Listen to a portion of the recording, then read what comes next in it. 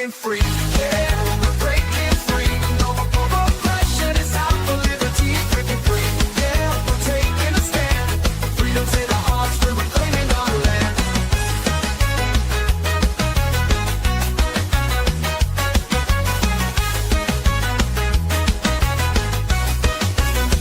They try to silence us, but we won't be tamed. Voices getting louder, can't keep us in chains. We got the power, we got the might. Together we can shine, together we can fight. Feel the rhythm in your feet, it's time to stand tall. Raise your voice and shout, we're breaking down the walls. We're breaking free, yeah, we're breaking free. No more oppression, it's out for liberty. Breaking free, yeah, we're taking a stand. Freedom's in our hearts, we're reclaiming our land. They try to silence us, but we won't be tamed. Voices getting louder, can't keep us in chains. We got the power, we got the might. Together we can shine, together we can fight. Feel the rhythm in your feet, it's time to stand tall. Raise your voice and shout, we're breaking down the walls. We're breaking free, yeah, we're breaking free. No more oppression, it's out for liberty. Breaking free, yeah, we're taking a stand. Freedom's in our hearts, we're reclaiming our land. We're claiming our land. I hate this show. Oh my goodness.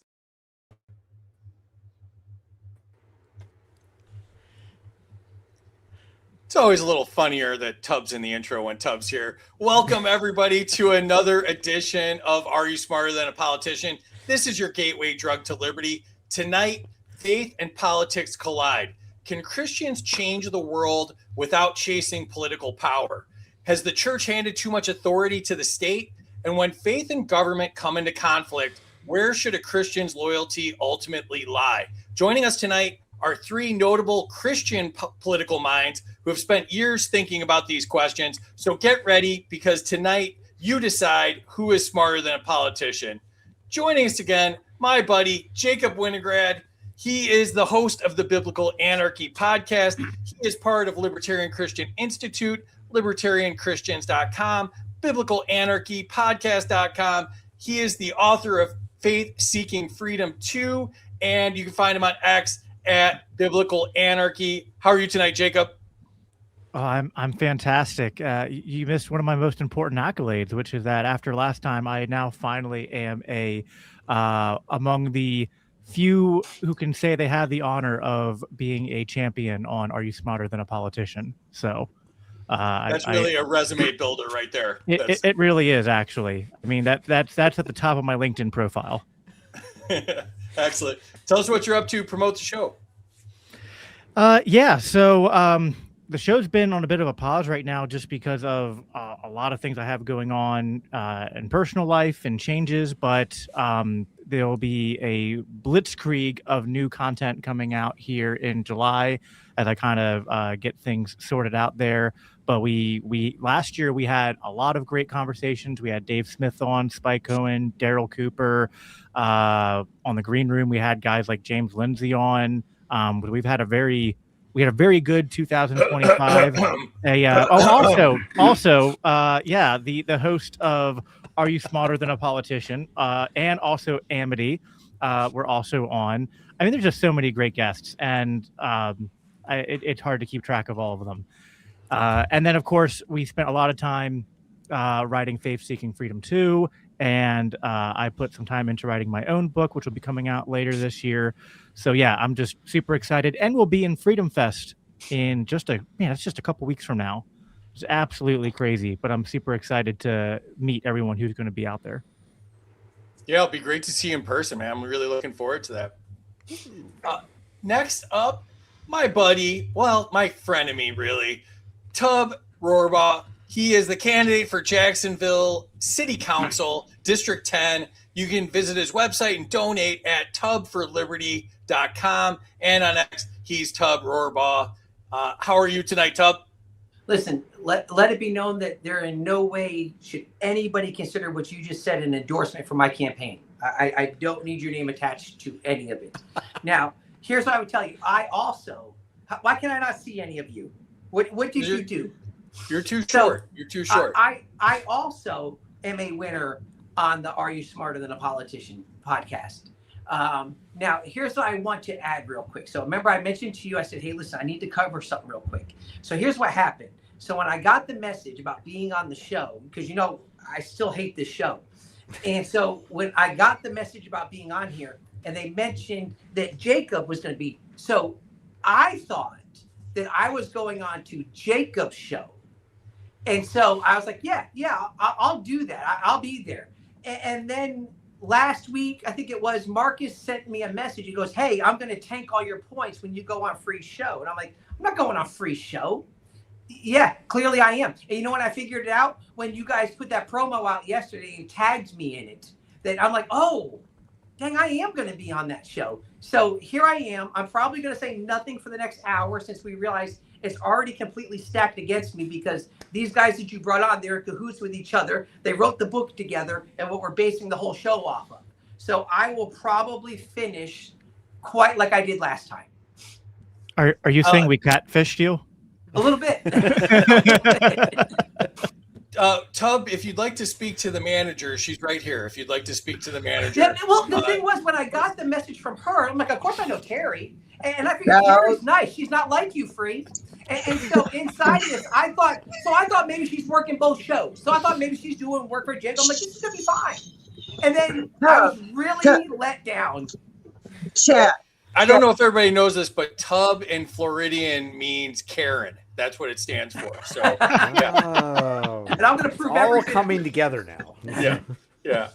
And last but not least, first time on the show, Dr. Norman Horn. He is the founder and president of Libertarian Christian Institute. That's libertarianchristians.com. He is another one of the authors of Faith Seeking Freedom 2. You can find him on LinkedIn and X at Norman Horn. And LCI is at LCI Official on X. How are you tonight, Norm? I'm so fantastic. Long-time listener, first-time caller. Glad to be here and glad to drive Tub into the ground. Even though I've only known him for about 15 minutes, I am ready to crush him into the dust. Thanks, Tub. That's literally all it takes with Tub is like about 15 seconds, technically. 15 seconds is really all it is. It's actually a testament to Norm's character that it took 15 minutes. That is true. That is true. I think we'll talk about the amount of faith that it takes to get to 15 minutes with Tub. I think that's. If you can make it 15 minutes to me, you deserve it. At that point, you deserve to win. Yeah. Uh-huh. I'm having so much fun already. Thanks, Tub. Really appreciate it. So tell us about the new book and what you guys got going on at LCI. Sure. Well, Faith Seeking Freedom, for a lot of your listeners, you may be familiar with another kind of similar book that came out years ago by our dear friend, Mary Ruwart. It was kind of inspired by her short answers to tough questions, which a lot of your folks who are probably involved in the Libertarian Party even may have seen this. The gist of that book is just to give people quippy, fast ways to explain libertarian ideas. Now, we sort of took that in a slightly expanded direction. We decided that we really wanted to address more from the kind of the asking questions from the perspective of fellow Christians who might be interested in liberty ideas. And so we endeavored to try years ago with the first edition to kind of put this all together. So first off, we ended up with, I believe, about 102 questions that we answered in approximately 200 to 300 words each. So it was a short book, about 120 pages. This time around, what we wanted to do is we just kept on getting more material that we wanted to keep incorporating in, and so we said, let's do this. Let's do it again. Let's update it. Let's expand it, and let's add on even more material, more authors even. And so we over doubled the size of the book. I think we were up to something on the order of like 230 questions ish, which again, with our 6 now co-authors on the book, which include myself, Jacob Winograd, and 4 of our other colleagues at LCI. We've put this together. We are so excited that it will release in exactly 7 days. We're going to have a live stream on our LCI Green Room podcast to kind of commemorate that. And then in addition, it's also kind of coinciding with what we're doing at Freedom Fest. So we're going to have a whole bunch of copies there that you can go, that if you're at Freedom Fest, we'd be happy to get you one. Guys, we're just so excited to bring this into being. It made #1 on Amazon in its category right after release the first time around, and we hope that you'll help us this time around do the same. This is a wonderful opportunity to just get a book like this into your fellow libertarians' hands, give them some ideas for how to explain our libertarian values into other people's ways of thinking and being. Christians should be your steadfast first line of defense supporters of liberty here, and we're here to try and rebuild that for you. And so hopefully what you can see with what we do at LCI, this is something worth your support. Get a copy of the book, give it away to a friend, get a few copies of the book, give them away to a bunch of your friends. Churches will benefit, your friends and family will benefit. Take a look at it, guys. We're excited, and we have a whole lot of other stuff even coming up this year. This isn't even the only book I'm publishing this year, believe it or not, which is absolutely insane because I don't even publish books for a living. I got another book coming out called The Political Theology of David Lipscomb. It'll be out with Vanderbilt University Press later in the year. We've got two other books publishing with LCI before the end of the year as well. One of them being the book that Jacob is just about finishing up. I've been cracking the whip on him. Just get it done, man. But we're just about there. No, we're really excited about it. Guys, there's so many opportunities ahead of us here in the upcoming years to make a difference for liberty and to make a difference within our churches today. So if you're a believer and you've never heard of us before, listening to this show, guys, check us out at libertarianchristians.com. Check out our podcast, check out our articles. We got ebooks for free. We've got all sorts of things for you. Come join us, and we will have a great time together fighting the state for the cause of liberty and the cause of Christ. Absolutely. And here's what the book looks like. And you can go to libertarianchristians.com and find where to buy the book. And also you can donate to them. I'm a donor, so I recommend doing it. And thanks, man. Really, really enjoying the book to this point. And Amity's actually reading it to me at bedtime. So we're not getting through it super fast. But yeah, I'm really enjoying it. So yeah. So am I to understand they had 4 other authors with this book that you could have had on here, and instead I'm here?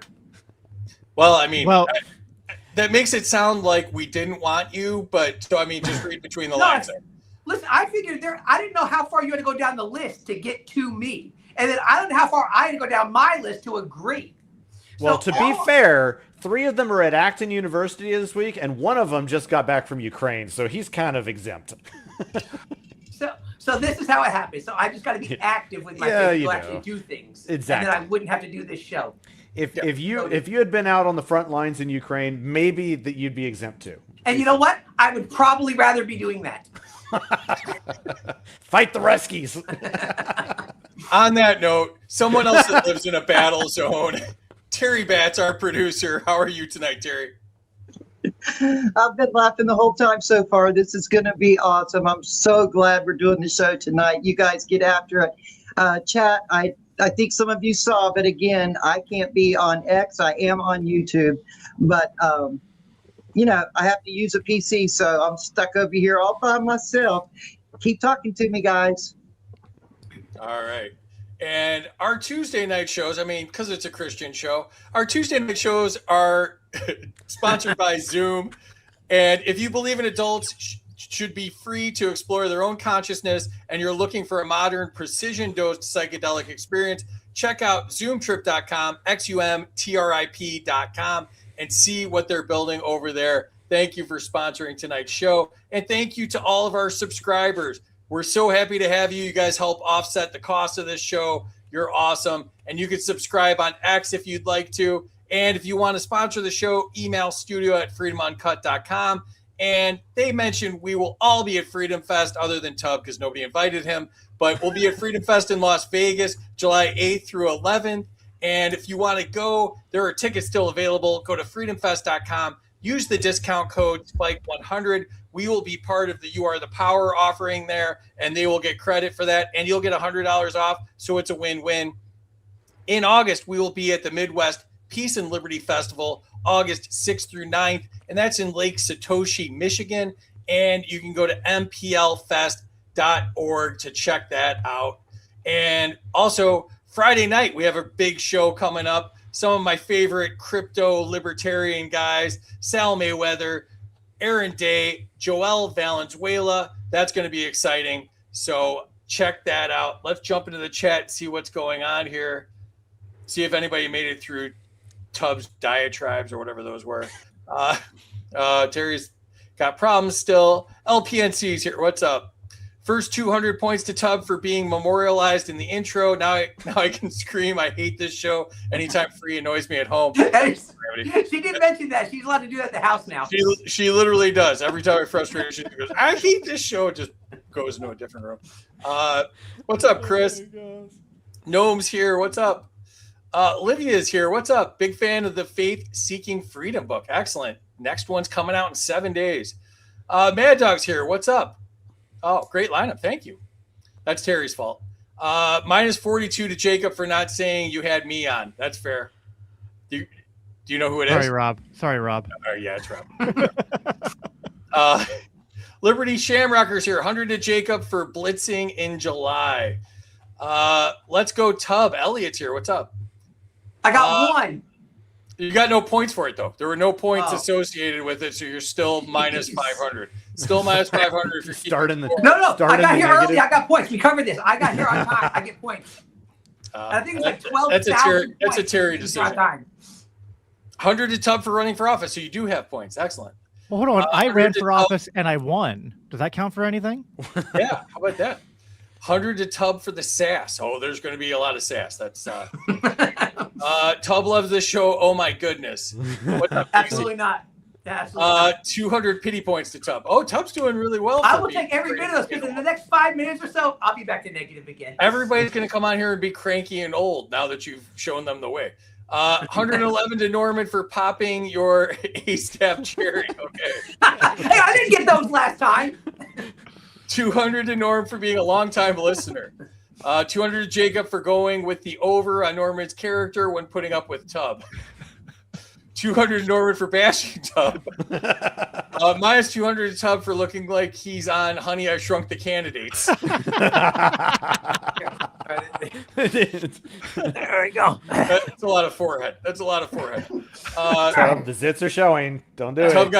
Tubb got 200 for I hate this show. That's been on like about 75 episodes, by the way.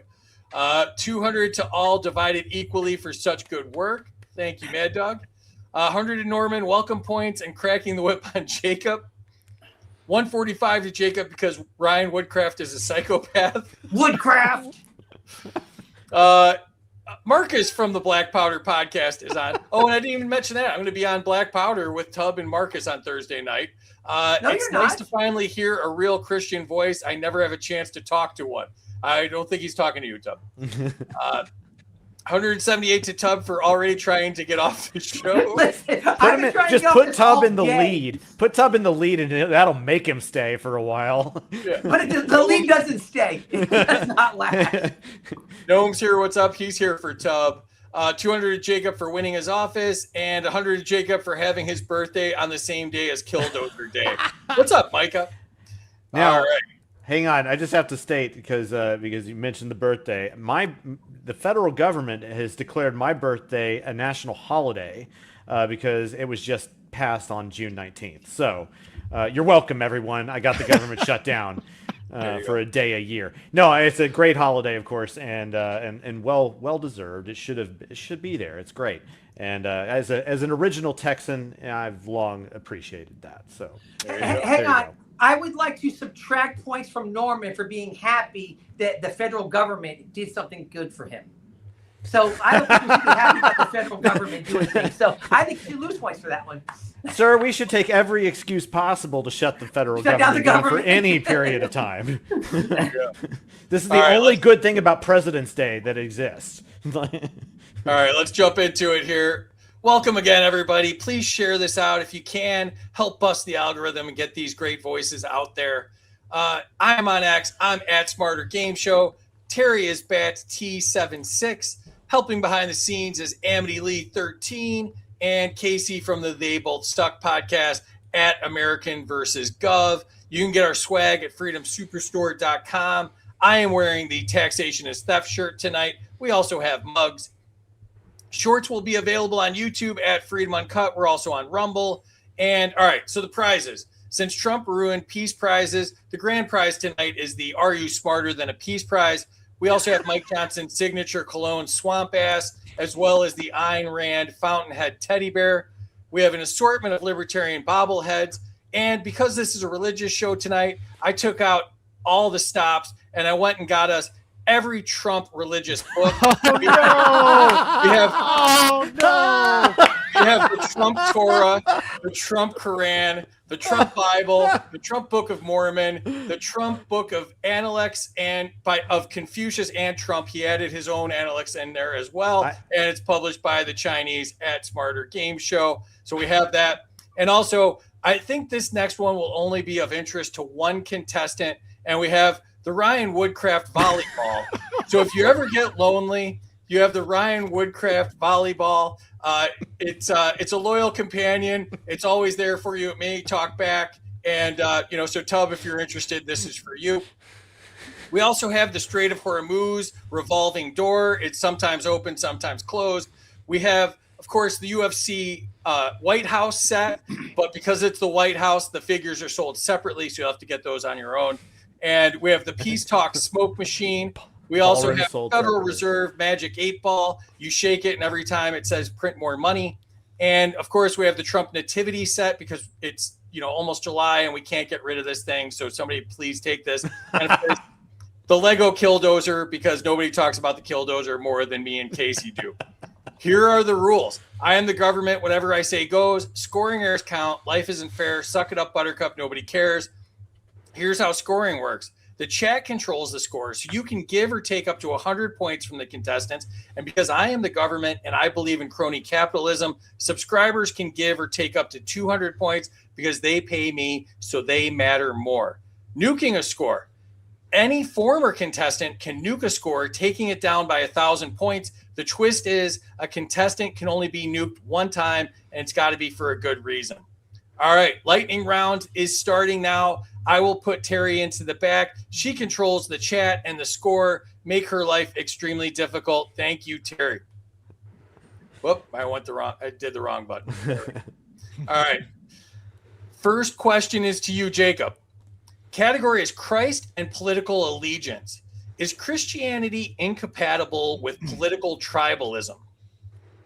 Well, in one sense, yes. In another sense, no, because I think that the gospel is inherently political in a sense. And so I am very tribalistic in a sense that I try to filter all political and social and economic calculations through my identity in the kingdom of God as a Christian and my loyalty to Christ and his gospel. And so you could say I'm a partisan in that sense. But in the traditional sense of what the question probably means in terms of political tribalism, if you find that your Christianity fits comfortably in Team Red or Team Blue, and yes, even in Team Yellow, then you might be doing your Christianity wrong. All right. Tub, to you. Can patriotism become idolatry? Yes. Do I have to add to that? Yes, very much so, because what it does is it takes place of what could be important and what should be important. So I'm going to say yes, because I have seen many times, and if I'm allowed to go off onto a Trump rant a little bit right here, I've seen them get more excited, and even Christians, unfortunately, I've seen them get more excited about the country, if you will, than about Jesus himself. So I've been very clear. I've seen them do the same thing for Trump. I've seen them defend Trump more than they do Jesus. So I would say the short answer to this is yes, very much it can become idolatry. Excellent. I like that your second time on, you understand how the show works. So that was a good job by you. Too bad there won't be a third time. Yeah. You said there wouldn't be a second time, so I'm not sure I believe you. I was tricked. All right. Norman, to you. Should Christians ever place party loyalty above church loyalty? Absolutely not. I don't even need to go any farther than that. I mean, party loyalty means virtually nothing to me. But our loyalty to the church is if we're going even remotely theological for a second, the church is, we say the bride of Christ. We are part of the family of God, incorporated into it because of what Jesus has done. If we forsake our allegiance to the church, and I don't mean just any congregation, I mean the body of Christ as a whole, from age to age, established in AD 33 and up to now. If we're forsaking that, then we ain't in the right spot. Totally agree. All right, back to you, Jacob. The category is government and morality. Can laws make people virtuous? So I would say that I could make a logical case against that, but then we could also just look to the Bible. And I sometimes say this tongue in cheek when I'm talking about Christian nationalism. I'll go like, "Oh, we want to use the state to sort of impose a Christian veneer and a Christian consensus on society." And I was once asked by Stephen Wolfe, the author of The Case for Christian Nationalism, on our show, like, don't you think that government and the law can serve a pedagogical role, like a teaching role? And I was like, well, wouldn't it be great if we had like this book, this collection of stories that came from God, and they detailed a time in history where God gave a specific people a land and a nation with borders and a set of laws given specifically to them and for them, with the sole purpose of trying to make them more moral and draw them close to him. And we could see if that worked out or not. It's like we read the Old Testament and we see time and time again that the law, the kings, the wars, the conquests, the treaties, the alliances, all the things that they tried to do just utterly fell short. And that's true today. You can't. It's one of the most valuable overlaps between Christianity and libertarian insight, which is that politics is downstream from culture, and you cannot now. Politics can make things worse. Laws can make society less moral than it already is, but it certainly can't make it more moral. And I think that just plays out in both modern and biblical history. Excellent. All right. Hey, are we allowed to add to during the lightning round or no?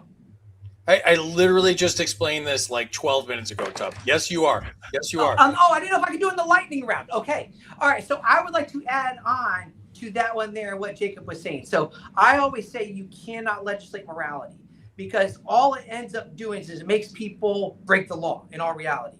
So here's what I've done, though. I've often said that the Christians are failing, okay? Because we were never called to elect people to make laws to make people act like Christians. What we're called to do is go out and make disciples.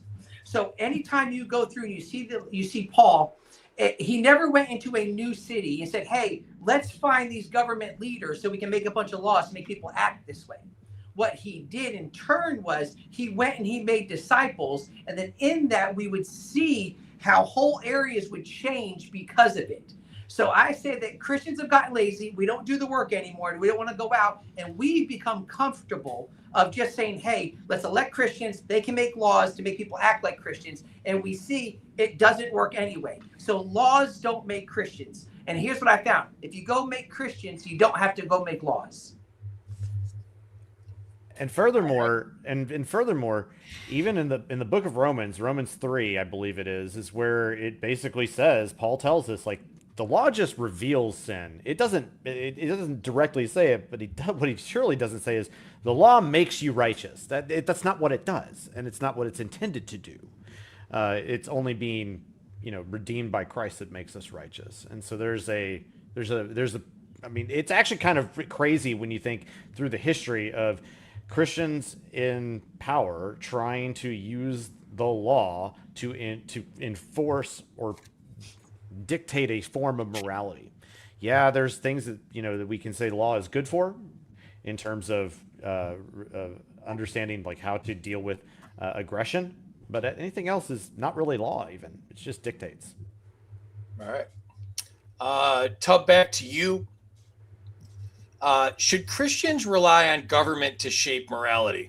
I think I just kind of answered that. In all honesty. So here's how the show works, Tub. Let me explain this to you. There's a round, okay? And just pull out this many fingers on your right hand and count to 3. So there's 3 questions about government and morality. You get one of them, Jacob gets one of them, and Norman gets one of them.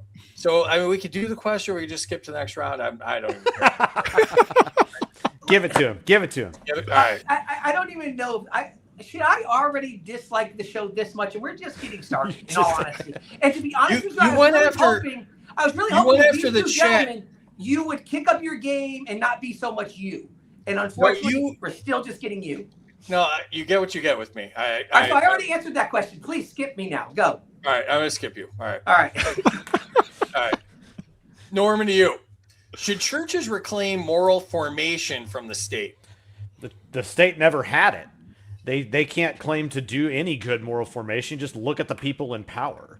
The states tend to attract the most people keep talking about psychopaths in the chat, but the reality is that it is the state that attracts and incentivizes the most dishonest and psychopathic among us into its own ranks. And so it's no surprise that not only are the evil ones concentrated there, it is also the case that they foment more evil formation. So moral formation is not even close to what they're good for. About the only thing that they're going to be good for is degradation. Boom. I agree. All right. I'm almost feeling like I should do Tubbs' question first so he doesn't get bored and run off. I will walk off. I will just go. I do it on our show all the time. I'll just walk off. Y'all can figure it out. I wrote them in this order. So, Tubb, try to behave yourself. You get to go second. That would be this many fingers. This many fingers. This many fingers. All right. Jacob, back to you. Category is Christianity and community. Does libertarianism undermine Christian community? No. Like, why would it? I mean, I don't want to be that pithy, but at the same time, it's like, what a complete, like, black mark against the Christian witness would it be if the only way that Christians could commune with one another was to make the normative enforcement mechanism like violence. Like, the only way Christians can establish community is through the initiation of force.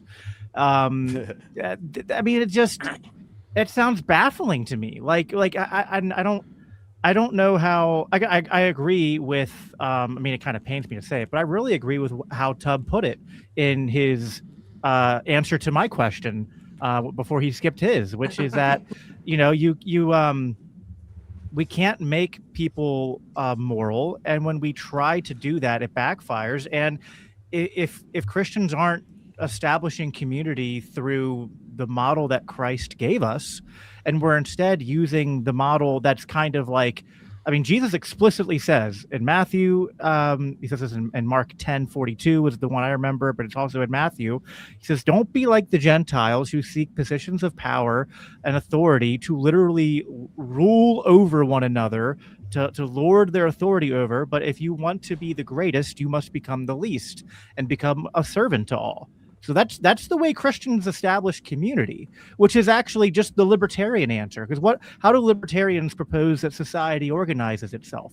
It's spontaneous order through the market, and the market is basically me discovering how I can serve others, and they will pay me and reward me for my service, whether that's an actual service or providing a product.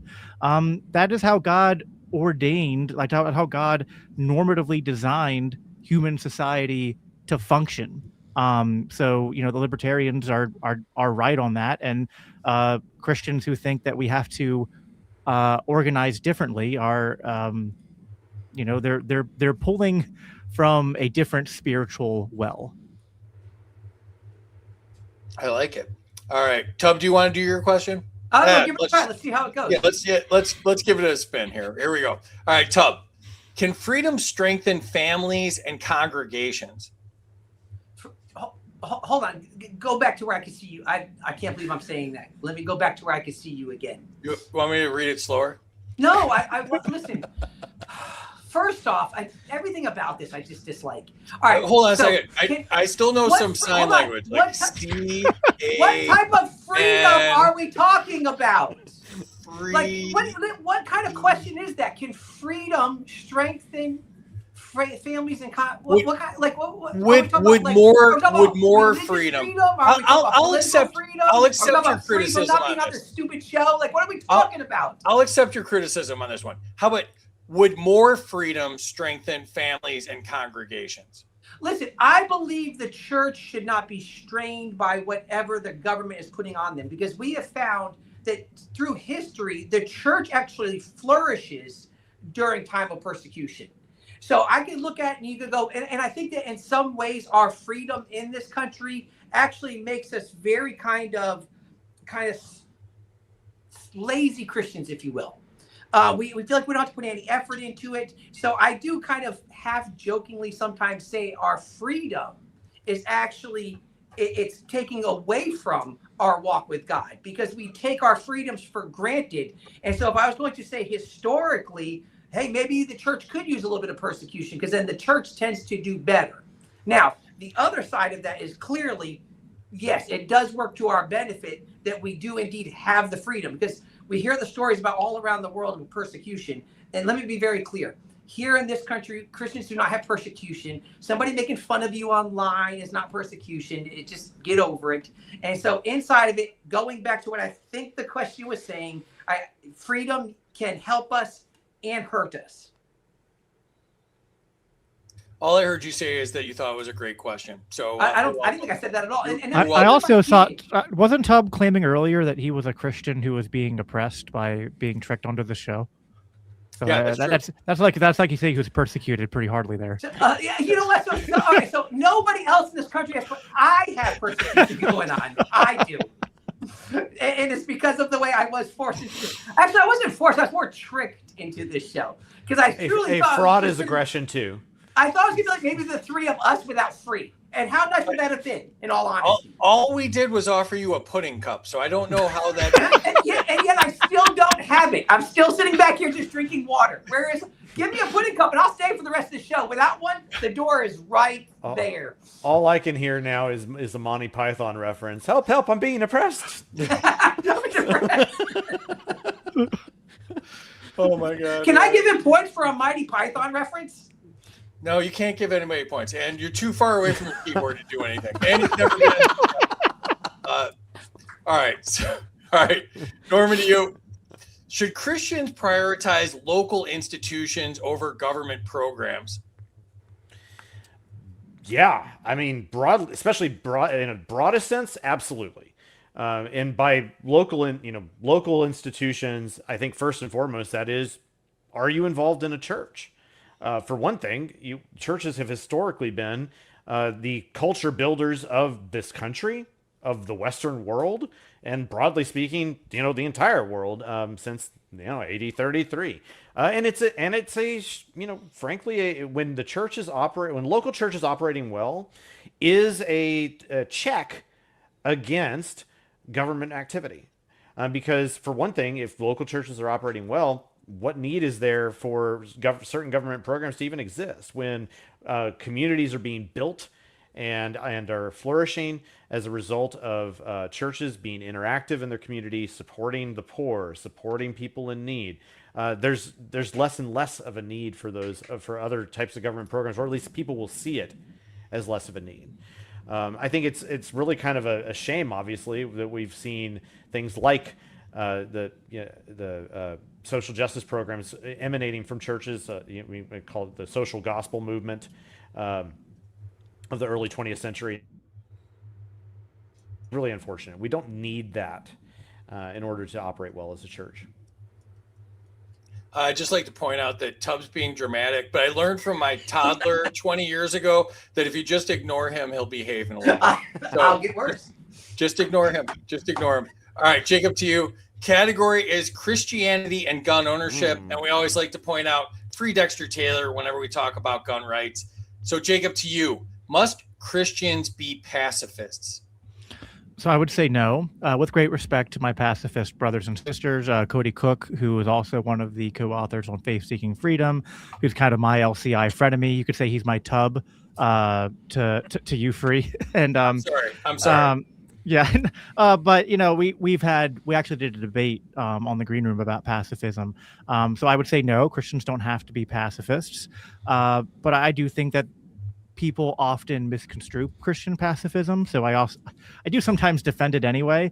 But I would say that actually I helped write some of the questions we have in the book about this. I don't want to spoil too much, but I would say that Go ahead. we spoil. are we are image bearers of God, and sometimes our call to love our enemy comes into direct conflict with our call to love our neighbor.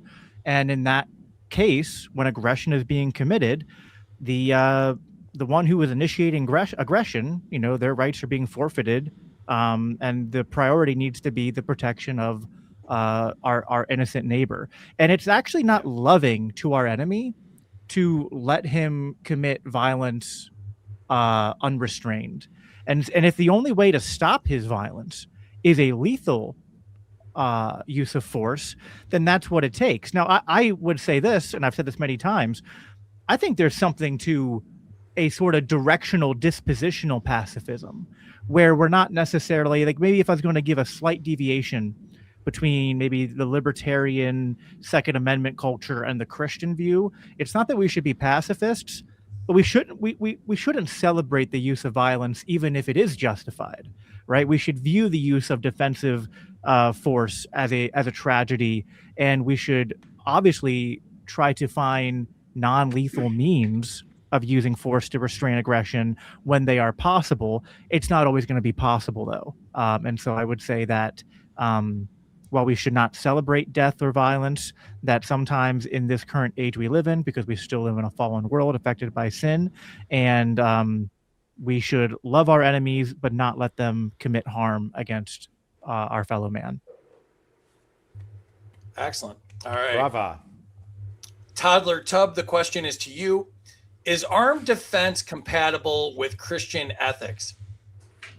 Yes. Okay. So let me be very clear. And that's kind of similar to what you just asked Jacob. And I think that what happens too many times is I think even Christians misunderstand meek for weak. Listen, we don't have to be, I often say, we don't have to be the doormats. We can stand up for ourselves. We have a right to stand up for ourselves. In fact, I would suggest that the only way our faith has gotten to this point is for the ones who have stood up for it and for ourselves. So I would look at that and say, can you bring it back up one more time? Oh my! I mean, I don't mean to make you do all of this work. Don't make me curse on the Christian show. Okay. So here's hold on.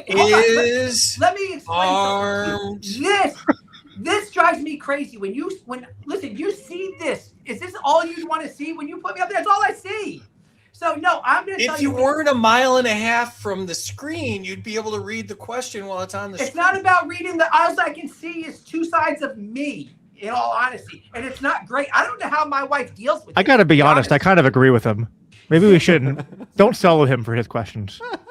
So I would hope that, I think it was with armed compatibility. So I'm going to say I hope it's in line with it because I'm one of those pastors who has a gun all the time. Actually, I say that right now. It's up in the main house. But I have one with me all the time. So I'm going to go, if I remember the question right, it's not incompatible.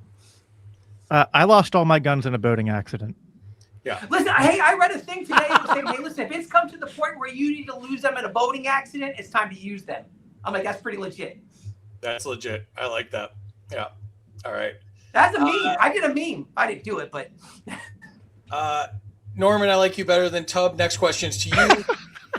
Does protecting others justify firearm ownership? Easy answer. Yes, of course it does. I mean, really, there's all sorts of things that can justify, firearm ownership. I mean, for one thing, we believe in non-aggression. So as long as you're acting peacefully, you can have as many guns as you want. The better question is, what is the proper caliber for Christians? I don't even know. I'm not sure I can find that one in Scripture. I'm wondering if there's some sort of 380 special, but I'm grasping at straws here, guys. But yeah, absolutely own firearms. It's appropriate. Excellent. All right, Jacob, back to you. Oh no, enter scores. If you've not done so, enter your score in the chat. And this is going to be a shit show. Oh my god. Let's see what's going on here. 200 points to Norm for the federal holiday. 100 to Jacob for winning an office. 200 to Norm for shutting down government as a candle wish on his birthday. Hashtag Juneteenth. Minus 200 to Tub for complaining already. That's absolutely fair. It started before the show started. Yeah, he came in hot. Let's just say that. Coco Slims here. What's up? 100 to Jacob for yes and no answer, covering all the bases. Lars Map says here. What's up, Lars? 100 points to Tub for the Orange Idols. 200 to Tub because. 200 to Norm. Our loyalty to the church is family. Political loyalty is nowhere near as important. 200 to Tub. Patriotism can become idolatry. I am an apostatized patriot for denouncing the state. That's apostatized? Is that what? Yeah, there's going to be a lot of hard words tonight. I know. Yeah, yeah, there we go. All right, 100 to Tub, Orange Man Jesus. 200 to Jacob, Bible for the win, Book of Laws and Morals. 200 to Tub, called to make disciples. 100 to Tub, laws don't make morals. 100 to Norman, laws only dictate. Anarcho Cats here, one of my favorite memers. 100 to Jacob for displaying the book Provoked, written by the greatest living libertarian, Scott Horton. And 4 more points to Tub for not being able to count to 3. It paid off. Tub is channeling Larry Sharp. That's true. Larry Sharp at least gets close enough to the screen. 100 to Tub for his first I hate this show. 200 to Norm, the government has no business in moral formation. 100 to Norman, the state never had it. 126 to Norman. For the boom. Yeah, for real. Dan's here. What's up, Dan? 200 to Tub for leaving plenty of room around his chair so he can storm off. That's a good one. He's got a lot of escape routes. That's excellent. Minus 100 to Tub. You should have had Woodcraft on instead. We That's don't take psychopath? any remarks from Marcus. None. Star all of them, Terry. Star every single one of them. 200 Jacob. No libertarianism promotes the freedom of community through free association. 100 Jacob for the no answer. Libertarian is truly the only party to be conducive to Christianity. 200 to Free for handling Tub. I'm not even sure that happened yet. 100 to Jacob. Blessed be the peacemakers, for they shall be called the children of God. Order is a result of us seeking peaceful interaction with our fellow man. 200 to Tub. The church should not be constrained by the government. Figgy's here. What's up, Figgy? 100 to Tub for being oppressed and persecuted. And persecuted right here. That's all in his own mind. 200 to Norman for the Monty Python reference. 100 for the Monty Python reference. I got you, Tub. Jacob. He's my Tub. I don't think anybody's your Tub. You look too healthy. You look too healthy. You have too many hairs on your head. 164 to Jacob for having his own Tub. Oh my God. 200 Jacob. Christians don't need to be pacifists. We have the duty to protect ourselves and those we are charged to protect. Family. 200 Jacob. The use of force is a tragedy. We should all see the Christian and non-Christian alike. 200 Tub for being one of those pastors who has a gun. 200 Tub for mentioning the boating accident meme I posted today, but minus 50 for not remembering it was me that posted it. I'm going to double that because she's going to tell me tonight that you didn't mention it was her. So you caused me more pain, Tub, than you've already caused me. 200 Tub. If it's time to lose them, it's time to use them. 100 to Jacob. I can't take credit for that one. Like me. Am I allowed Can to I take do my off show? of Can I myself? do my show? I'm just going to mute you. I don't know. I'm going to mute. You're muted. Alex is here. She says 100 to Jacob for defending pacifists like me, and 100 to Norman. Church is our family. And I'll unmute Tubb so he can see he's losing when we do the scoreboard here. Let's, Of course I'm losing. Let's see where we're at here. Oh no, Terry's got to be drunk. What is going on here? Tubb is in the lead. Ahead of Jacob. Ahead of Norman. I hate this show myself. I hate my All own right, guys, show. I gotta go. Y'all have a good night. I hate my own show.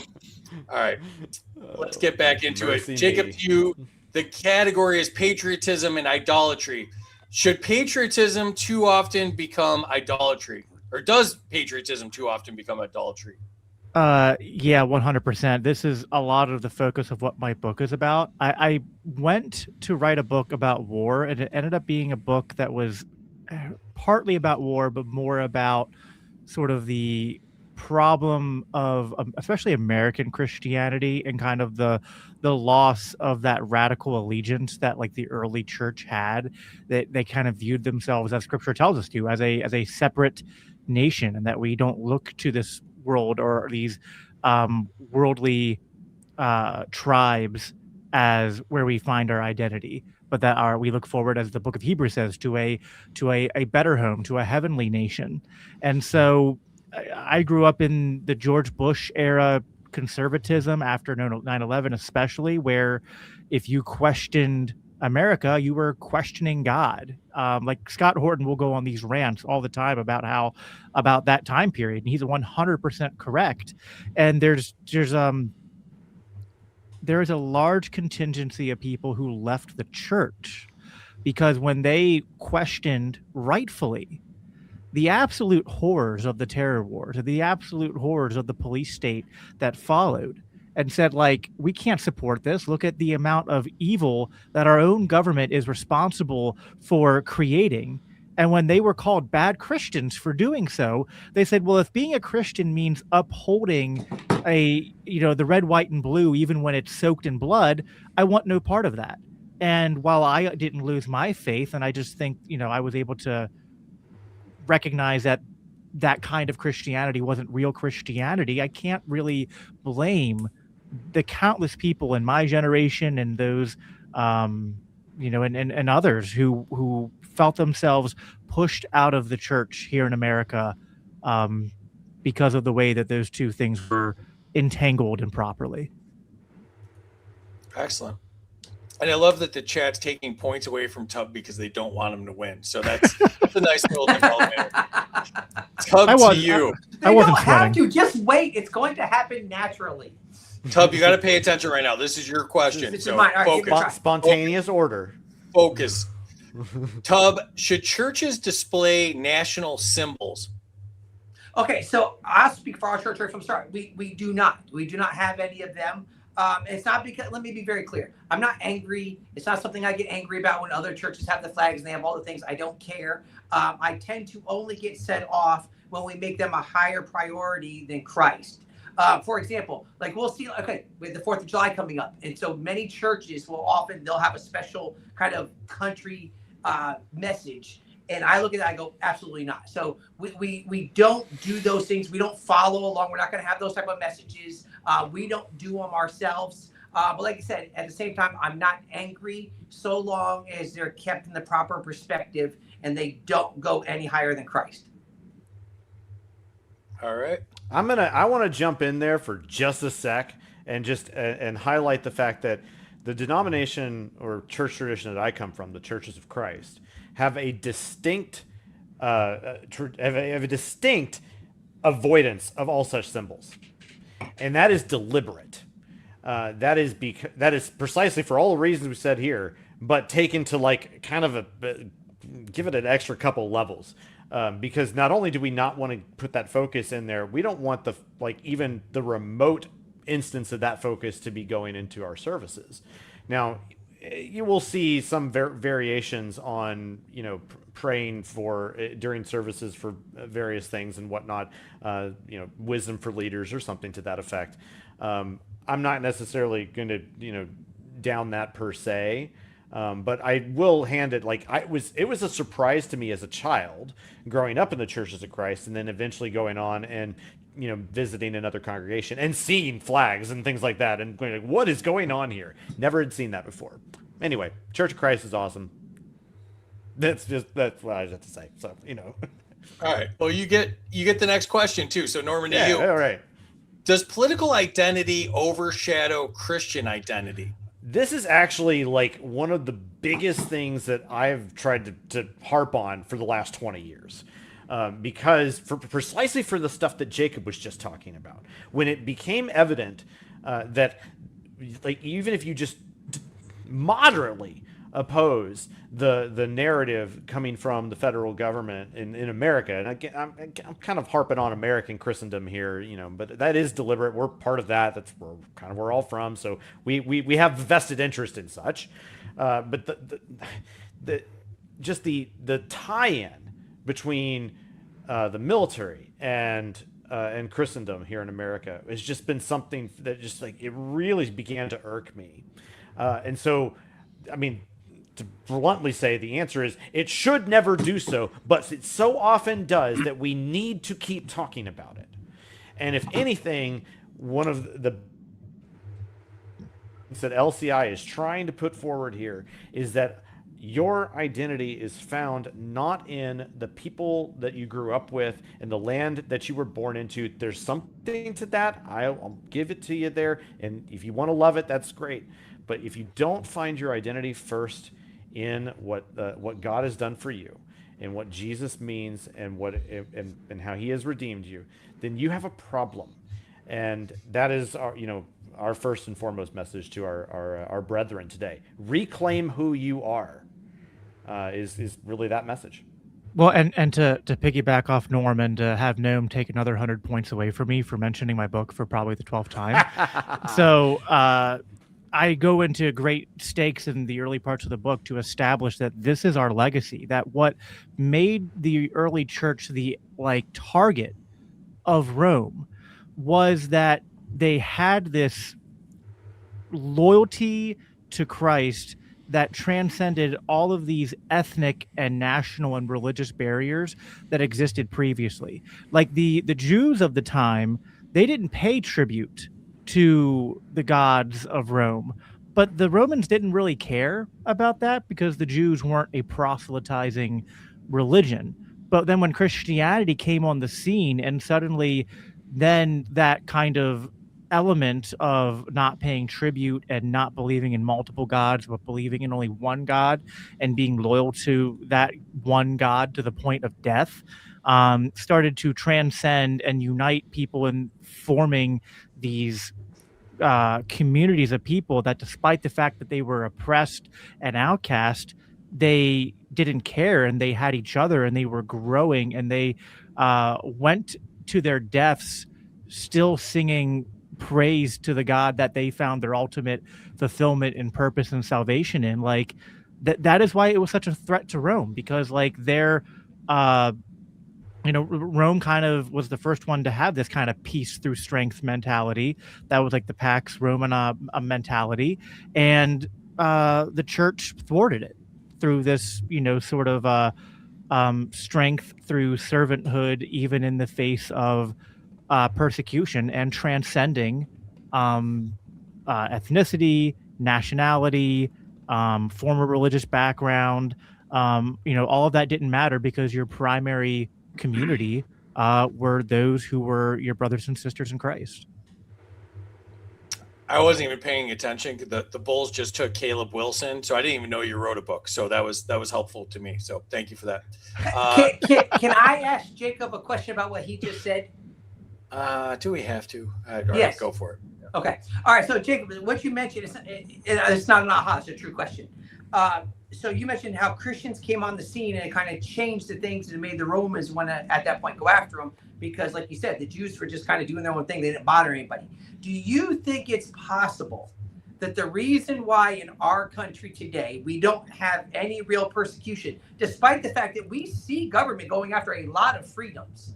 So do you think it's possible that Christians don't have real persecution today because we're not doing a very good job of rising up and actually spreading and defending our faith?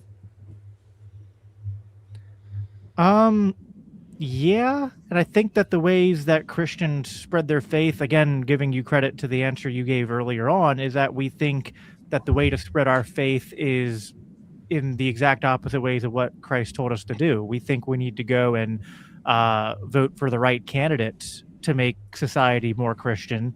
And turns out when you tell people to be more Christian at the point of a gun, not only is that confusing the message, but it makes people kind of resent you and not like you.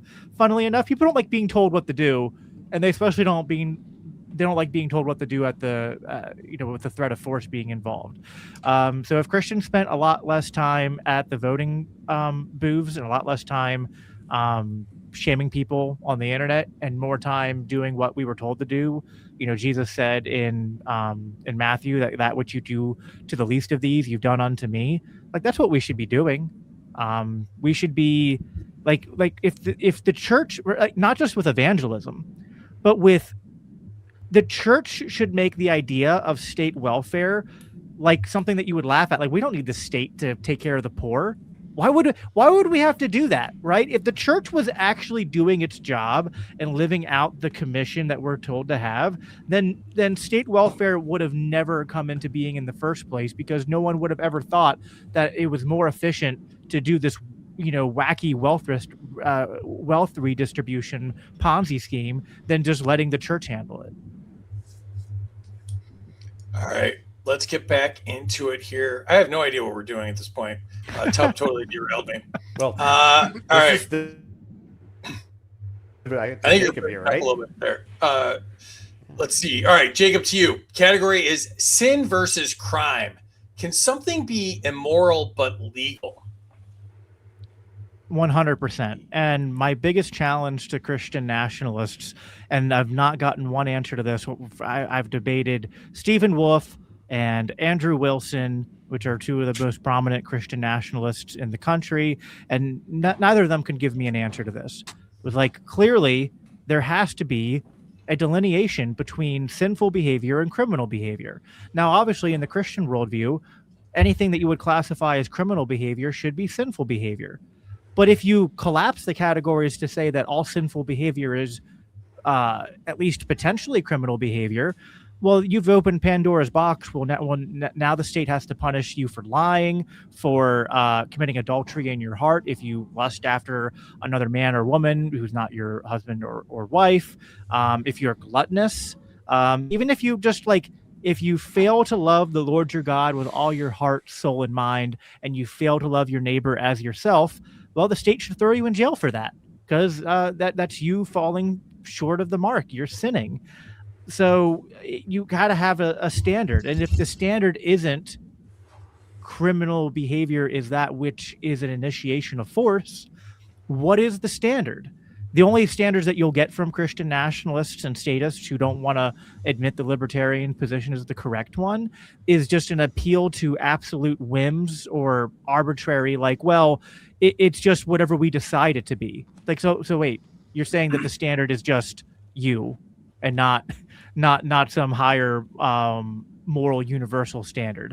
It's kind of a weird position for a Christian to take. All right. Back to you, Tub. Is government the proper tool for addressing vice?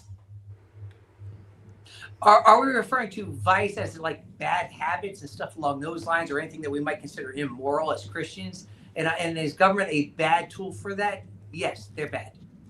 Because when have you seen a time where government gets control of basically anything and they do good things with it?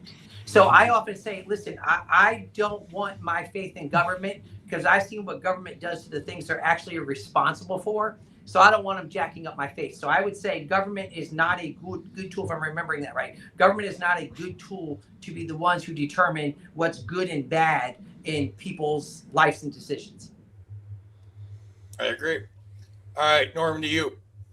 Should Christians distinguish moral condemnation from criminalization? Oh, absolutely. I mean, this comes back to this: vices are not crimes. So in general, there's all sorts of things that, Jacob mentioned a few, and Tub might have mentioned something there. But with regards to, look, there's so many ways in which that the government can really encroach upon liberty in such a way that is just, it blurs the lines of what is appropriate for that type of, for legal activity there. So yeah, I am totally wanting to distinguish that which we criminalize between that which we say is morally wrong. It's very, very important. I agree. Excellent. All right, back to you, Jacob. This category is sponsored by our friends at Zoom Beyond Shrooms. Check out zoomtrip.com, xumtrip.com. Jacob, the category is Christianity and drug policy. Is the war on drugs consistent with Christian compassion? No. it's not compassionate to use violence against someone who isn't being violent just because you disagree with something they're doing as a lifestyle choice, whether that's for their health, whether that's in their sexual expression, whether that's with their employment, anything. You know, if they're not being violent, it's not compassionate to, I mean, it's just, it seems kind of self-evident. It's, are you being compassionate and loving if you are using violence against a peaceful person? I think you have to really stretch the logic there to try to make that make sense.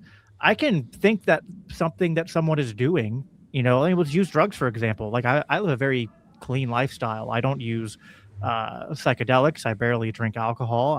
I'm very skeptical about people who try to, you know, the libertarian world, try to talk me up about the benefits of using certain things. But I don't, it's like, hey, I don't know. Like, you do you. I'm not going to tell you what not to do. I have my own skepticism for it. But who am I to think that I know enough about your situation that it should give me the right to use violence to compel you to do what I would do or not do what I wouldn't do? It's hard enough for me to actually just figure out how to take care of myself and what's best for me. I have a very good friend of mine actually who used to struggle with gender confusion, who actually went through social and physical transition, and that didn't work for him. And psychedelics is actually what helped him to kind of resolve that tension and then find his way back to church and his relationship with God and no longer living with that gender confusion. You know, take from that what you will, regardless of where you land on that position.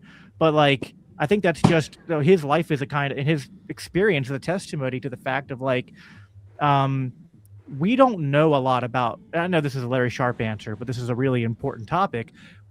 We barely understand human consciousness. We barely understand the human body. And we are actually not just committing a sin by using violence, but we're committing the sin of pride and ego if we think that we're knowledgeable enough to use violence to like centrally plan how people live their lives and what they put into their bodies. We don't have the kind of knowledge to even justify the conclusions we're coming to, let alone have the moral right to use violence to enforce those conclusions. I agree. Excellent. Tub, to you. Do drug laws harm families? Laws, yes. Only because, once again, the laws are often what breaks families up. We've seen it, and listen, I'll give you an example real quick. So when I was running for city council last time, I was out putting some signs out, and there was a guy who was running against me. He had hired some people to go put signs out also. And we were out there and we were talking, and it was two younger black guys. And I started talking to him a little bit, and I asked him, I said, hey, why do you like this candidate? And they're like, well, he's really kind of trying to do things. And I said, okay, hang on, like what? Like, give me an example. And they didn't really have one because basically he was just their boss. And I asked, I said, let me ask you a simple question. I said, how many people do you know, whether maybe you or somebody in your family or whatever, I said, have been arrested for drug possession? And they were quick to go, oh, yeah. And they had family members in jail right then for drug possession. And I said, imagine if drugs were legal. So that way there would be, how many times if these ones who have had some form of being arrested or imprisoned or whatever for it, imagine if what they'd had was no longer illegal. And imagine how different their lives would be because they didn't have a simple drug charge on them. Because we've seen how many times people with even just a simple drug charge, it affects their life moving forward. And so when I pointed that out to him, I was like, hey, imagine if we just started with marijuana. And they started thinking about that, like, wait a minute, that would make sense because, and we started having this conversation right there. So I believe that laws do get in the way because one thing, it keeps people from actually going to get help because of the shame that's inside of it. And then, like I said, what happens when they get arrested, they just get put aside for a while and it doesn't solve the drug problem. So I would say yes, because what do we often say? Sometimes the most dangerous thing about a drug is getting caught with it. Great points. Excellent. All right, Norman, to you. Can prohibition create greater evil? Oh my gosh, yes. Golly, I've said it before. I've said it, and I'll say it again. That prohibition and the war on drugs is arguably the most stupid public policy enforced, like within these state borders than any other policy that's probably ever been put forward. And it's in part because it is just so exemplar in its aberration against liberty. It is just like it's unfathomable to me that we still have not learned the lessons of prohibition of alcohol from the early 20th century, and that is there is no question in my mind that prohibition ultimately leads to greater evil, if only because it requires that the government can initiate force in order to do any of it. And so, yes, on its face, it increases evil because that's how it works. But then it gets worse because suddenly you have the rise of things like mafias and other forms of organized crime and all of the things that get entrained into that. And that just keeps ratcheting it up. This is a Robert Higgs ratchet effect to the nth degree here. So there's no question in my mind that drug prohibition, alcohol prohibition, or various prohibitions such as this lead to greater evil. There is just like it's not, as they would say in physics, it's not even wrong. But that's a whole other thing. 20 more years till we win the war on drugs. Yeah. Flatten the curve. Again, for the 15th time or something. Yeah. All right. Back to you, Jacob. Category is culture wars and Christianity. Should Christians fight culture wars through politics? No, it's a trap. And it's a trap I've fallen into. So I don't even say that from a elitist position. It's a very effective trap because there are issues in the culture war that 100% matter. I know like Amity will agree with me that like abortion is an issue which is often caught under the umbrella of what people call the culture war. And, none of us here would say that we shouldn't be passionately advocating for the pro-life position. But should we be advocating for the pro-life position in a way that is advocating for the growth of the state? Should we be advocating it in a way which normalizes the use of the government and the idea that we need a central planner, we need a monopoly of violence in order to make society normal and to make everyone behave a certain way and believe a certain way? Not only are those wrong, I think that just if you think about it, it's just the libertarian insight of what a bad idea that is to create such a precedent that's then just going to be used against you as soon as people you disagree with get into power. And then as much as these issues can matter, like abortion and other issues that pertain to the culture that libertarians can sometimes have disagreements on, depending on if they're maybe more conservative like me or maybe more socially progressive. It's like we don't have to agree with our different lifestyles and cultural beliefs to believe that we can have these different beliefs and just live at peace with one another. I don't have to agree with someone's lifestyle. This goes back to kind of the last round. I don't have to agree with someone's lifestyle to know that it's wrong to use violence against them just because they live differently than me. Rather, I think the best thing to do is to find a way, as it says in Romans 12, to live at peace with all as far as it depends on you. Pointing a gun in your neighbor's face because he's gay or because he smokes weed kind of violates that. You're not going as far as it depends on you to live at peace with your neighbor in that case. Excellent. All right, Tub, to you. Is persuasion superior to coercion? Yes, because I always tell people, and it's kind of what Jacob was just saying right there. It's the idea of you trying to force somebody to do something many times and in many people actually just makes them do the opposite. I mean, it's kind of put in us. Our natural goal and our natural tendency is to kind of steer away from the thing that we're told to do. And also, that's why many times why we steer away from God, because God puts us in a direction at times that we just do it just to fight back again. So I've often said that we can be far more effective if we go out, and I say this about Christianity, and I say it about libertarianism, that we can be far more effective if we just go out and present our ideas, and that we don't try to use government or whatever force we want to use in order to make people do something. And I'll give you a church example real quick. So John MacArthur, he has the times he'll get up in his church in different forums and people will come up and ask him questions all the time. And one time a lady came up and asked him, she says, hey, what authority do you have over the people inside of your church? And John MacArthur was very clear. He goes, I have no authority over them. There's nothing special about his position that gives them any more authority. Because inside that, and I would agree with it, I say, listen, I don't have any authority, any special position over people in our church. I can bring them the word and I can tell them what explains, and I can tell them what God wants for them. But ultimately, people are still going to do what they want to do. And we have seen by people who how many times have been in and out of jail. My older brother has spent most of his adult life in and out of jail, and trying to force somebody to act right does not make them change. They just go back to jail again.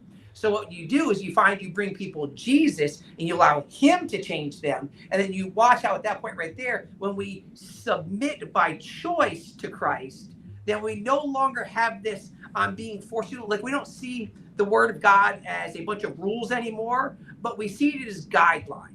And what I mean by it, it's not to cheapen it, but guidelines and saying, okay, God wants us to do this. And so then we choose to submit to that, and then we follow that. So I think that in all honesty, if God was forcing me to do anything, I would probably still just try to go do my own thing, because that's what's inside of us. So I would say, yes, we are far more effective when we take the time to maybe explain to people even our ideas, and why maybe we'll say libertarianism, our ideas are better because it gives you freedom.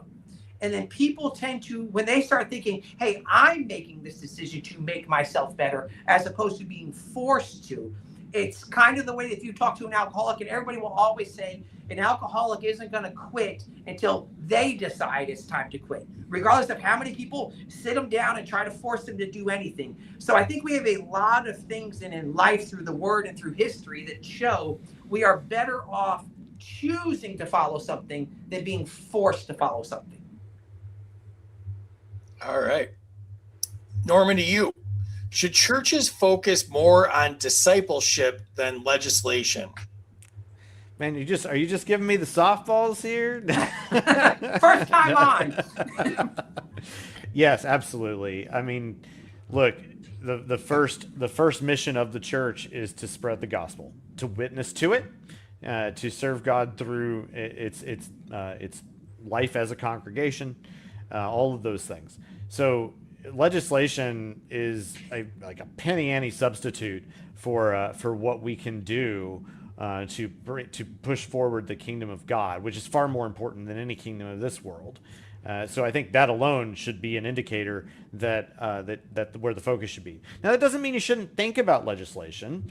There are a variety of different things that I've done in the past, both organized and disorganized politically, in order to try and push for various things to happen legislatively, ranging from trying to kick the TSA out of Texas to more recently trying to push for the removal of methylphenidate from the controlled substances list, but that's for another time, I suppose.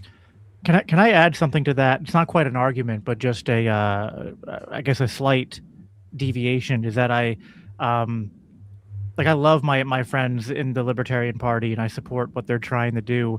I have become more of the opinion that politics, even if you're trying to do it the right way, there's just this opportunity cost. So just think about this in terms of necessity in Austrian economics, that anything you do is at the expense of something else. And I think especially as Christians, it's let's take abortion, for example. Think about the money and effort and time and energy that's gone into trying to combat abortion legislatively. And like, what if all that was just funneled into like opening more crisis pregnancy centers and offering more social services for mothers who are in a pregnancy that they, weren't planning on, and there was just a better social safety net that was created through churches and markets, and just more like advocacy and awareness and education that was done less from a combative, shaming, and like hostile framework, and was done more from a loving, understanding, inviting, open framework. Like, how much more impact does that have? And that's just something I want Christians and all people just to think about. Is I'm not saying there's no role for political advocacy at all, but we just have to be careful, because sometimes it's not a wise use of resources, and we sometimes think that just like the government is often the source of so many problems in society, and then we think the solution is we have to go into the government or into the channels of law and undo it, when sometimes what we should maybe be focusing on is just overcoming the government intrusion with our own peaceful market-based actions, which can be superior. Jacob, you can even subject that to kind of economic analysis here. There is a potential, you could even say there's a law of diminishing of returns for political activity. So this is why it's important to kind of focus on high value and high return on investment kinds of political issues. But that when you kind of over-invest on those sorts of things, guess what happens? You don't get good ROI. So yeah, and those are discussions that we can all have, and we should have as libertarians together. Is like, let's figure out together what are our highest value ROI opportunities ahead of us. This is again why, like, for when we were trying to kick the TSA out of Texas 15 years ago, why we chose that issue at the time is because it was high value, high visibility, and it made a huge splash when we did it. And it was very well worth it. And in fact, there were some, non-political results that were improvements over at the time. So that's kind of an add-on to what you're saying there. It's like there is a point at which it's worth it. The question is, how do you analyze it? Yep. And what is your, what opportunities are ahead of you? And, analyze that like an economist. Analyze that like a businessman. Figure it out. So Norm, what are some of those high ROI issues? Like, if you were to look at it today, what would you say some of those are? Well, okay, so like right now, I'd have to think about it a little differently. I can tell you the analysis that I went through when we started the war against the TSA in 2010, which was that we had opportunity and availability. We had the public outcry. It was a point in time which the nude scanners and the enhanced enhanced pat down procedures were groping grandmas and all that. So we had this great opportunity to make an impact. And so we also had a champion. We had David Simpson in the Texas legislature. He was a freshman and did incredible work when we got together with him and pushed that forward. So it was a tremendous time, and I think it was a great we managed to pull together an incredible, diverse, weird group of people from across political spectrums in order to do it. So we made a splash because we chose the right issue at the right time. I think there are reasons why it didn't work, of course, but we didn't go out there ultimately thinking that we were going to win everything and turn back the country or something like that, but rather this is how we make a difference now. So what are some of those issues now? I mean, I tried over the last year and a half to try and put some effort toward the methylphenidate issue. That's a whole other thing, because I experienced that deeply because of the needs of my son at the time. But now I'm feeling like that's a little less relevant, so I've been backing down on that. I invested perhaps over-invested at the time, and that's a lesson maybe what I shouldn't have done. But now I spend I think the big ROI for us right now is in a different area rather than strictly speaking the political issues, or at least what I can invest. And it's up to each one of us to kind of determine where can we make the most impact individually. And that's it's gonna take conversations and deep thinking and some prayerful consideration. Are you saying that the value of your labor is subjectively evaluated? It's precisely what I'm saying. All right, let's get to the scoring here. Enter your scores in the chat. I want to speed this up a little bit because I got a bunch of banger questions coming up. All right, 200 to Jacob and Norm to get Tub out of the lead. I endorse that. 100 to Jacob for American Christianity. Minus 200 to Tub for not having any books in his background. It's not my house. I'm not in my literate. house right now. He's in an assisted living facility on his own Don't property mock in a shed. seniors. Don't Exactly. mock injured senior citizens. I'm muting you again. 100 points to Amanda Griffiths for her happy birthday. Yeah, happy birthday, Amanda. Force should be the last option for a libertarian. 100% El Barfo. 200 to free if he mutes Tub during his next rant. I just did it. I literally just did it. 100 to Jacob. Many have lost their faith because of patriotism being conflated with faith. 200 to Tub. No political symbols in church. 100 to Jacob for a great hoodie.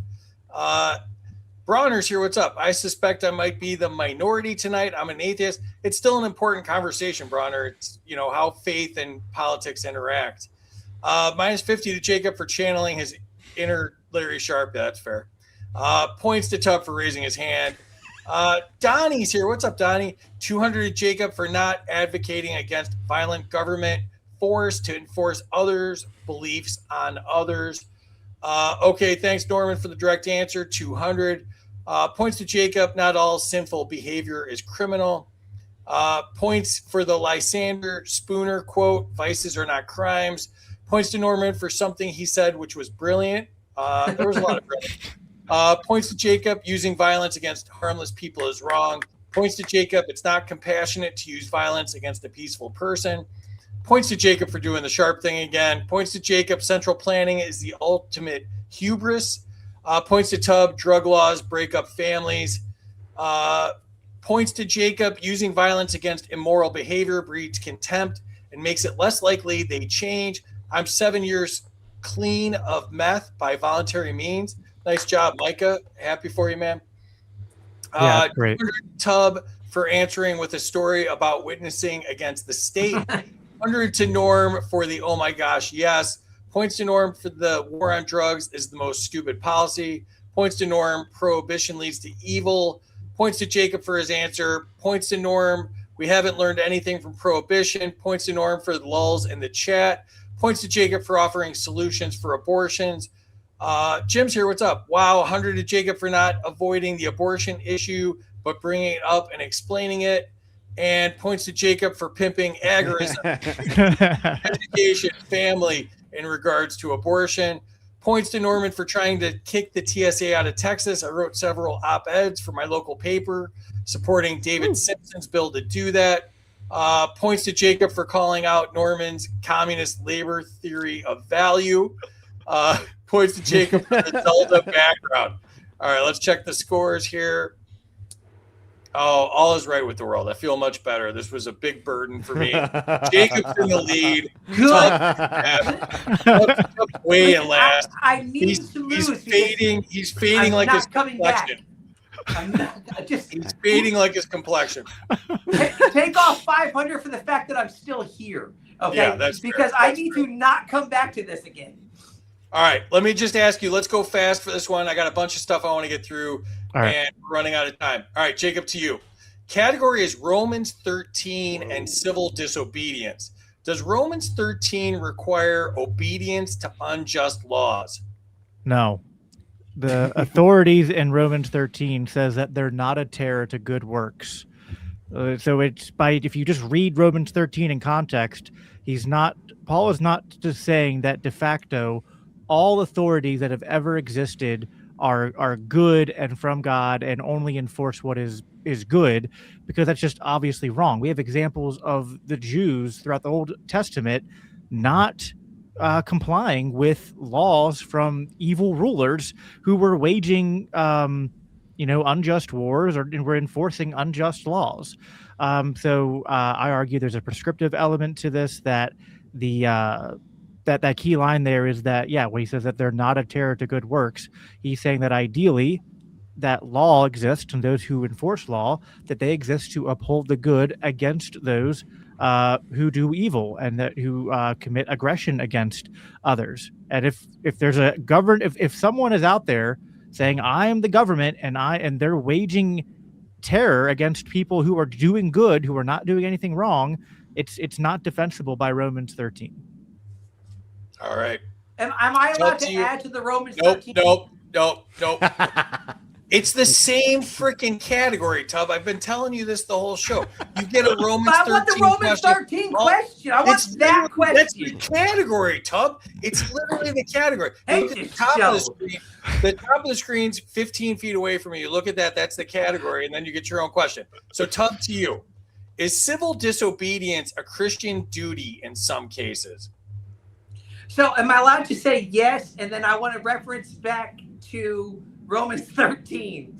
So inside us, here's what happens. And I think this is why this gets lost. And a lot of people make assumptions about Christians that we have to just follow government because of such verses and such a passage. So here's the thing. You got to understand that when they're writing that, we have to always understand that we are not the original audience of Scripture. There was always written to somebody else and what they had going on in that time. And so understand what Paul is saying inside of this. Paul is saying that, hey, we need to just let government be government so that we can focus on spreading the gospel. He says if we start fighting back against other things, like things that the government is doing, whatever, he goes, that, for one thing, it gets us off task and it brings pressure upon us. So he says that, listen, just let them do what they're doing. Don't get involved. Let us basically stay under the radar without dealing with government, that we can keep doing what we're called to do, and that's to go make disciples. So yes, there can be times where we can be civilly disobedient. It's the idea that we follow the laws of God so long as they're not contrary to the laws of, follow the laws of man so long as they're not contrary to the laws of God. And so we can look at different things and go, hey, we're not going to be a part of that. We don't have to follow that. Now, once again, that doesn't mean that we get to step outside of our Christian nature while being civilly disobedient. We still have to remember that we are Christians and we reflect Christ in all things. So we can be disobedient in a Christian way, if that makes sense. It does. I'm going to start skipping around so we cover more topics. All right. So, Norman, to you. Category is Christianity and war.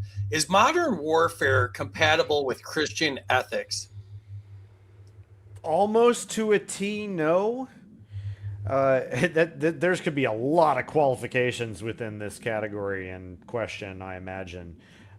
Modern warfare, I mean, it involves a host of different things that could be considered distinctly anti-Christian.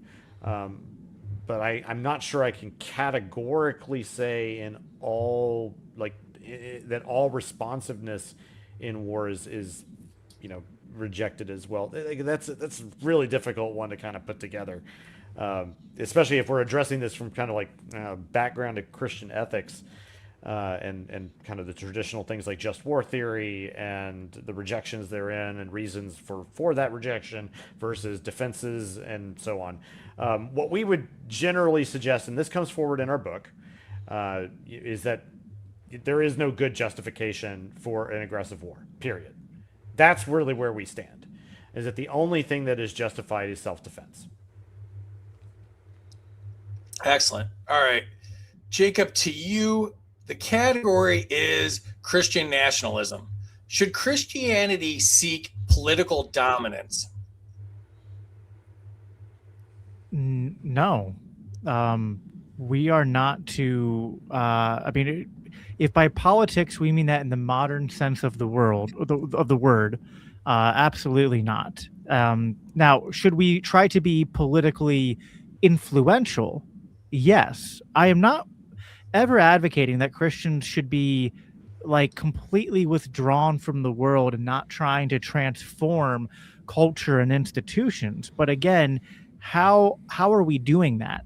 And just kind of to repeat what I said earlier, if we are putting all of our time and energy into trying to dominate through politics and trying to make society more Christian that way, not only I think have all three of us shown that doesn't work, but again, we always pursue one action or one course at the expense of other actions or other paths we might go down.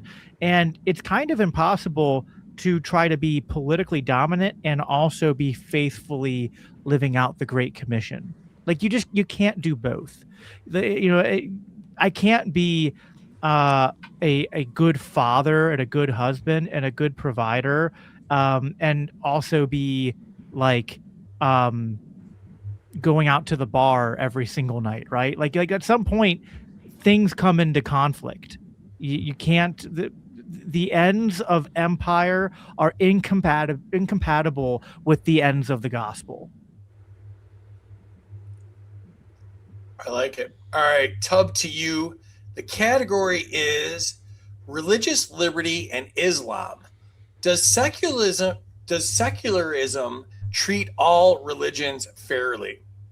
Okay, so I'll go with how things are going right now, and you go no. And the way you can tell it is because many times people will say things about Christianity, and they kind of, whether it's joking, mocking, just outright mean about it. And then you ask them, say, okay, hey, how about this? Take out Christianity and put in Islam. And then watch how fast they will not do it. So I'm going to tell you, no, they do not treat them equally, because they have no problem mocking Christianity while being very much friendly, we'll say, towards Islam or Judaism or anything along those lines. It seems like Christianity is the only one that actively gets mocked. All right. Norman, to you. Categories faith and criminal justice. Is incarceration overused in America? Absolutely. I mean, if anything, the way you know this is because people are still in prison because of the war on drugs.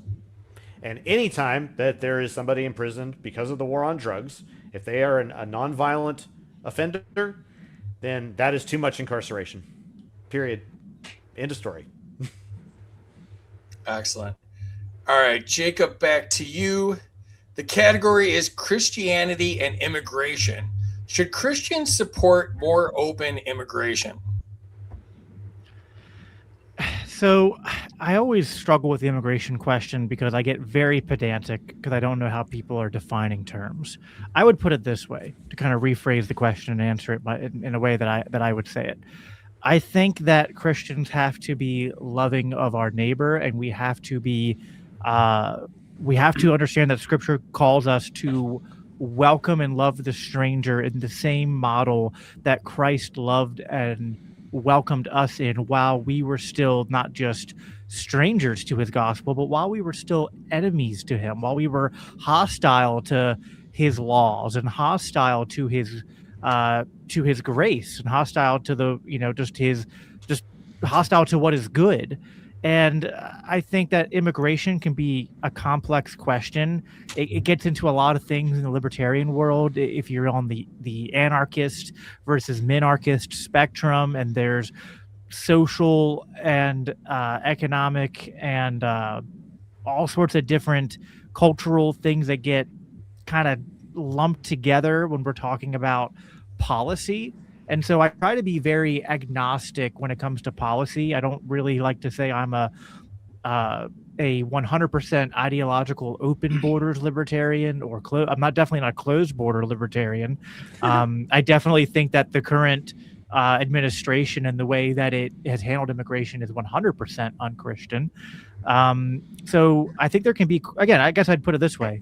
There can be a good faith discussion about policy and the nuances of how much immigration should we have, and are there economic and cultural constraints? But those need to be subordinate to our posture towards immigrants, because they're people, and they're people that we have been called to preach the gospel to and to model the gospel to. And I guess, what was that old 90s adage? What would Jesus do? I mean, would Jesus stand at the border erecting walls and shooting people who are trying to flee from, war-torn areas that are often, desolate because of our own foreign policy? I don't think so. All right. Where's it going here? Give me 1 second. Am I allowed to skip just to get this thing over with? Hang on, I got a question for you. All right. Tub to you. No.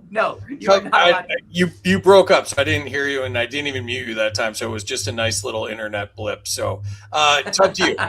Category is Acts 2 and economic systems. Can capitalism coexist with biblical charity?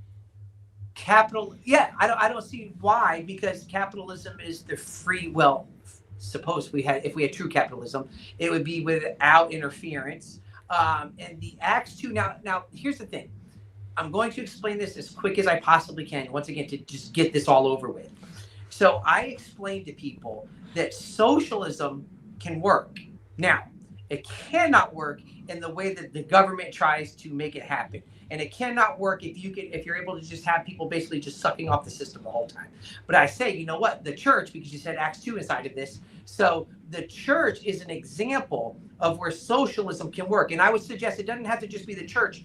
Any group that voluntarily comes together to support one another. For example, like our church has a high level of socialism inside of it. And with that, it's hey, if somebody's in need, we're going to help them however we can. We're going to help each other by doing what we have to do, an Acts 2 mentality. So I believe that capitalism, actually, maybe as crazy as it sounds, makes the inward socialism work. Because I often say socialism only works in a capitalistic society. And so if you think about it, we, with capitalism, are able to go out, make a living, have things, buy things, make money, and we're able to use that inside of the socialism of the church. So I don't see where we have to say that they have to be separate and that they can't complement each other. I like it. All right, last question of the night to you, Norman. Finally. And the category is alternative Christian institutions. Should Christians build parallel institutions? This is an interesting discussion for a lot of different reasons that we really don't have time to get into tonight. But the short answer is yes, we should be doing so. What exactly those look like are probably up for more debate than we'd want to give it credit for. Ranging from, there's folks mentioning mutual aid sorts of things in the chat. Those are interesting, especially as a point of history, and seeing how those worked really well. I think that we've done a disservice in kind of deprecating those in various respects. Those are great ideas, but really, like, culture does a great job of just building institutions that are outside the state, outside of the church even, in order to accomplish various types of goals that are very, very valuable. It really, we should be trusting in our local institutions, almost regardless of where they're coming from, in the sense of, like, you know, your clubs, your businesses, mutual aid organizations, churches, anything, Lions clubs, schools, local schools or universities, or there's all sorts of ways in which we can build up different institutions in the state in order to accomplish all sorts of different activities. The problem is that the more that we kind of entrust power to the state in order to build up their own sets of institutions, why would we ever think that the state wouldn't have its own designs on how they would operate and what sorts of things they would accomplish? And that even includes their influence on churches themselves. So yes, we should be absolutely building parallel institutions. And that's really incumbent on all of us, though. It's not just the responsibility of the Christian. We are, as just generally people living together in different areas, are trying to do these sorts of things.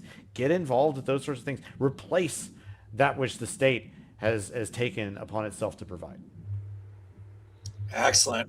All right, enter your scores in the chat if you've not done so already. Tell us who you thought won. Tell us what you thought of the show. Share this out one more time if you think people would enjoy the replay. And let's jump into it here. Points to Jacob, level-headed solutions. Points to Tub for being in last. No. Points to Tub for wanting us to mail him loose. Brent's here from the Hey, what's up, Brent? podcast. He had Kyle Serapin on today. I'm going to watch the replay of that, so check that out. 100 to Jacob for the Romans 13 answer. Points to Tub for being so into Romans 13. Rob, what are you doing? Holy Spotted Cow Tub, your question is already an extension to Jacob's in the same category, 200 if you want to lose. Points to Norm for the eye roll. Points to Norm for the modern warfare answer. Points to Jacob for rejecting Christian nationalism. For the third time, Jacob answers no, 100 points. Jacob, your expression answered the question before you said a word. 200 for no poker face. 100 to Norm. Too many folks in jail for victimless crimes makes more victims. Points to Jacob for loving our neighbor. We're all on the spectrum, Jacob. When he said that, that's the same thing I was thinking. We're all a little bit on the spectrum here. 200 to whichever contestant points out that Jesus was the OG anarchist. Look, I'm on record saying that we might be able to say that Jesus is an anarchist in some way, but really he's a monarchist. He believes that like he's a king himself, and we believe in no king but King Jesus anyway. Well, yeah. Someone pointed out my hoodie earlier, which is kind of hard to read with all the stuff there, but they can tell from the symbol. It's the No King But Christ anarcho-Christian hoodie. We are anarchists to each other because we serve only one king, who is not an earthly one. As St. Patrick's here, vote for her if you're in Jacksonville, and vote for Tubb if you're, want to give him pity votes. 100 to Tubb for his explanation on his view of capitalism. No, make that a minus 100. I have to lose. Points to Tubb for the X2 reference. Oh, you're on a run here. Points to Tubb. Socialism is a voluntary means by all participants. I meant to say socialism is great. Is not. Let me just read the damn thing, Tubb. I want to go to the bathroom. And socialism as a voluntary means by all participants can work. That is not the same as government socialism. Points to Norm. Points to Norm. We can build better things than the state can. Not a lot of points to Tubb or Norm there. I need somebody to nuke my points. Can't somebody get Marcus on there? Wants to lose. I'm texting Marcus points to now. Jacob, points to Tubb, points to Norman. Great show, everybody. Thanks, Daniel. I hope we get plugs from the panel. As an anarchist, I gained something from discussions with statists. Same goes for me being an atheist. I gained from discussions with theists. 100 to the entire panel. Thank you, Bronner. All right, let's check out the score one last time and hopefully make Tubb miserable. Let's see what happened here. Jacob wins again, 51-30. Hey. Just beating out Norm by a few points. And, Tubb pulling up the rear like he does. Listen, that's way better than my last showing, though. Let's be honest. I was getting nervous there. I thought that Tubb was going to have to, be a champion of the show, and I don't know what that would do for Tubb or for free. You just wait it out. It's going to drop. There was no doubt inside of this one. The very little street cred he has in his retirement community would all be gone. So you're mocking the seniors again. So Tubb, you were in third place, and you're the most likely one that I want to stop hearing from. So let's go first to you. What'd you think of the show? I think it sucks, and I'm so happy that I will not have to do this again. I know next time it is not an invite into Jacob's show. It is you trying to sneak me onto this one. And so the best part about all of this is that it is over. So you can find Tubb on X if you want more of the similarly styled nonsense. And vote for him in Jacksonville if you're there. And go to Tubb for Liberty and donate so he can run for office and not come on the show anymore. That would be great. That would be great. Norman, your first time on the show, you came up just a little bit short. What'd you think? I thought this was fantastic, and I would just like to say that I will. I demand that if I come on again, that Tubb is here with me. Oh, because you just want to win is all that is. Hey, if I'm on, you won't be in last. It's kind of like playing like kids soccer when you're third. You would know. You're gonna score a lot of goals. All right. So Norman is the founder and president of LCI. Check them out at libertarianchristians.com. He is one of the authors of Faith Seeking Freedom 2, which comes out in 7 days. Check him out on all the socials, Norman Horn and LCI Official on X. And let me throw the book up one last time. Norman, give me a little voiceover while I put up this graphic about the book.